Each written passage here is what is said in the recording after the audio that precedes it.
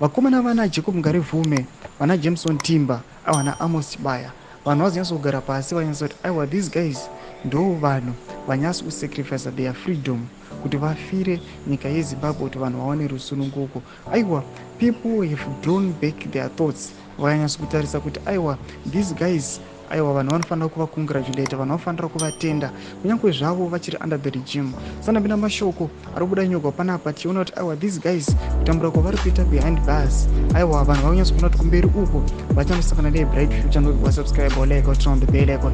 Vanoposta these pictures amuri kuona kunyora vachiti if you look at it, sometimes it is very unfair, and yet so said that we don't give enough support to the leaders who deserve it.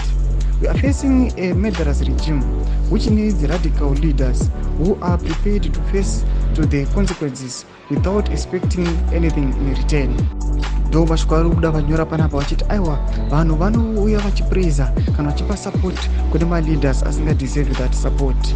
Vanhu vanodeserve that support ndo vanhu vari kutambura, vari kusakamba, vari behind the bars, vatama mashoko ekuti aiwa those guys ndo vanofanira kusapotiwa, ndo vanofanira kutocongratulate, vanofanira kutosimbisiwa, vanhu vachiziva kuti aiwa ndo vari kufaitira kuti nyika yedu iwane rusununguko, because they are fighting for our own rights, they are fighting for our own freedom, they are fighting for our own destiny.